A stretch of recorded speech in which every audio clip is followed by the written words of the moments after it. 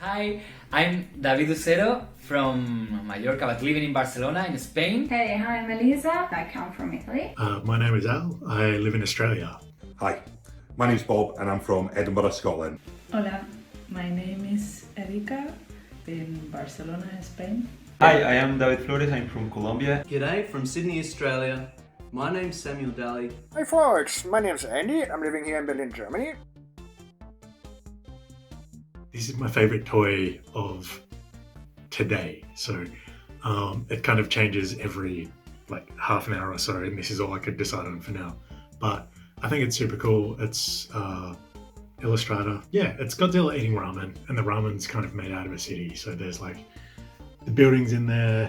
There's got your egg, got your noodles, and it looks delicious. It makes me happy. At the moment, my favourite toy is this little guy, Mini Godesu by Spectrum Lab. Brilliant little kaiju toy, absolutely love him. The Sofubi Godzilla is my favorite because he's supposed to be a scary monster, but he's just fun and grumpy, and I think this toy is a perfect reflect on that personality. Always so hard to choose among your toys. It seems like you have to choose among your children. But at the moment I'm very obsessed with Dr. A's toys. As you see, I have many, like this one, this one, this one, this one, and this one, of course, that it's my favorite. This is Bella de la Mer. And yeah, I like her because of the tentacles. I'm very obsessed with tentacled creatures and steampunk. My favorite one is an awesome one-off from from Mar Nagata, from Max Toy Co. It's a wonderful glitter and multicolor kaiju. It's the Elegab Bukiminda or Bukimanda. And I just love it. Like I love the fact that it's so psychedelic. Typically, I'm more interested in the more psychedelic looking, sort of tripped out, crazier monsters in particular. I'm very grateful. I found this baby in one of my local stores here in Berlin. And I have a very special bond to this figure. To me, it's epic. It's an epic feature.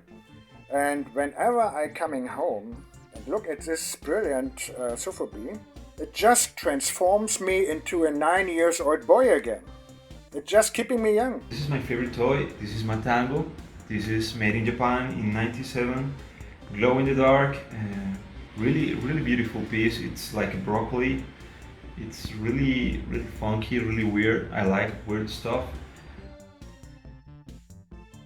I've been collecting toys since 2017 when I went to New York to collect some material for my dissertation that is about designer toys and toys in art history.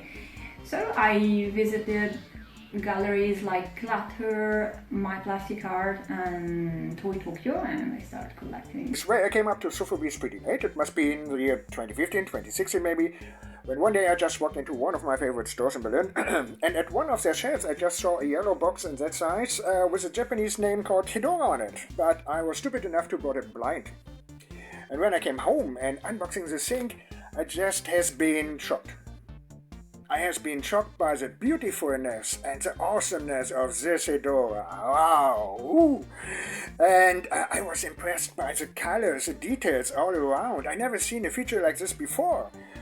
Well, and actually it was my very first Sofubi.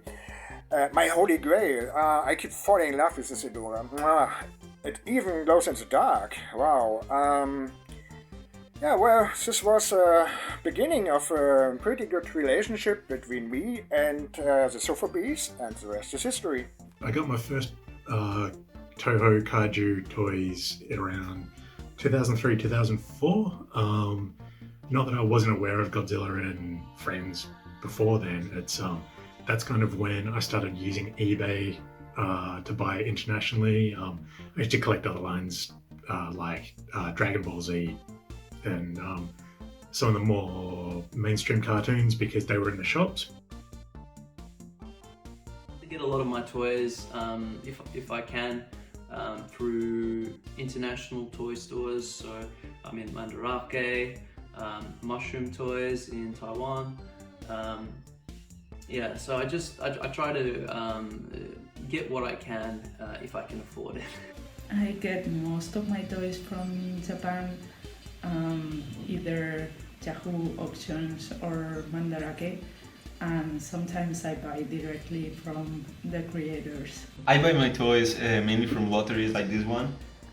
Also, I ask my friends and fellow toy designers for their toys. I ask them directly through Instagram.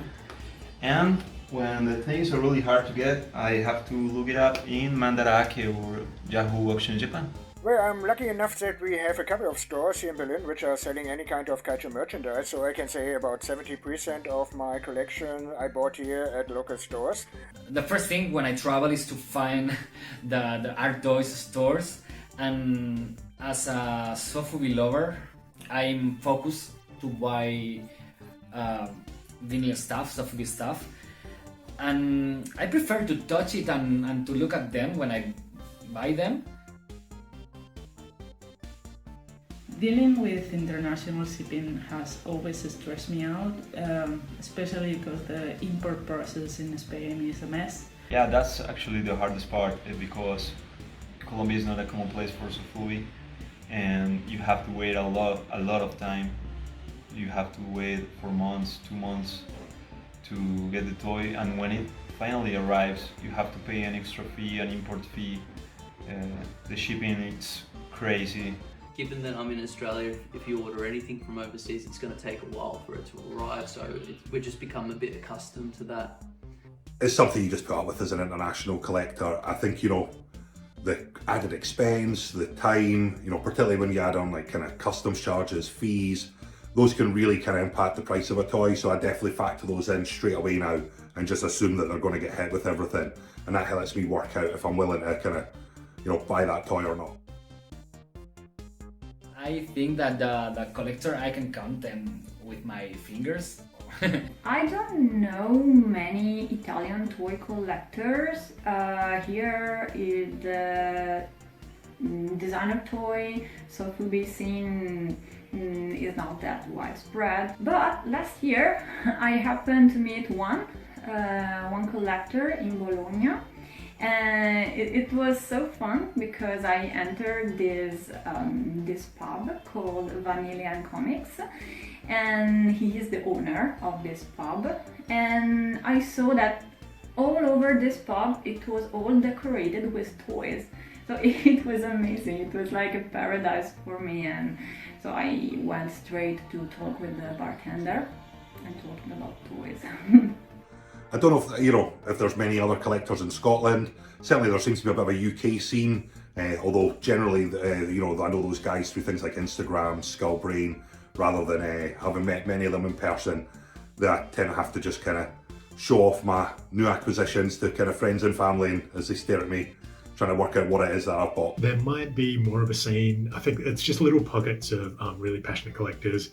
Sometimes you'll meet them or be aware of them, but there aren't too many events or anything down here. There's a couple of toy makers, but nothing that's particularly too significant. When artists do come to Australia, they'll bring something really nice. Like they are aware that we don't have a lot of access to these toys, so when they do come, it's something that's really quite unique. And one of the very few advantages is that sometimes being in the wrong time zone is helpful for winning auctions. The thing that they are more difficult to get, maybe that gives you some more value. So if you are from another country, maybe that's more difficult, that adds more value even. Big advantage is proximity to Japan. So if I get something sent from Japan directly, it's generally, well, it's reasonably cheap. Just because the distance isn't huge and it's quick. Disadvantages, the opposite of all that, but for the US. So it's expensive, it takes ages. If I get something from a US vendor, it might even come from Japan, get to the US and then bounce back to Australia. The big disadvantage or the bad side of the medal will be it's a very expensive hobby. I'm getting bankrupt every month. But the most horrible thing will be the exploding cost for shipping and customs. Well, a friend of mine has ordered two 30 centimeter express features, where each feature costs 350 euros, 700 euros together. And he was pretty shocked when a week later the postman rings and showed up the bill, and he reads under the total line the price of 1,400 euros. Oh my god, how horrible! Well, such bad things like that makes me speechless. I couldn't find any words for this. It's just unbelievable. Colombia is not a common place for Sofubi, and you have to wait a lot of time. You have to wait for months, 2 months to get the toy, and when it finally arrives, you have to pay an extra fee, an import fee. The shipping is crazy.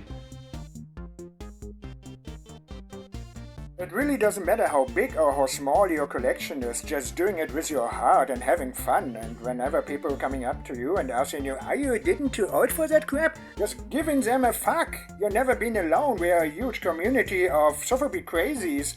And just share your passion with your friends and having fun. Don't go too crazy. You can't have everything you want. You can't have everything. Don't get obsessed with what you don't have and try to enjoy what you have. You can always get a better deal if you wait. Your toys will come round again, so sometimes it's just about being patient, keeping an eye on prices, and then just pouncing when the right toy comes up at the right price. Run away before this thing will suck you in. No, I'm joking. I'm joking, of course. Being into the toy community is amazing, and I've happened to meet many incredible artists and great friends. Just spreading the love of this kind of figures, because they deserve it. There is a lot of work, painting, sculpting, and producing. Try and get on things like Instagram, Facebook groups. Facebook groups are 50-50 with, but Instagram's a really cool place to kind of check out the community, see what's available. There's just so much cool stuff available that's outside the big brands like Montserrat, X Plus, Bandai. And all of that stuff is usually available to international collectors as well, which is super, super cool.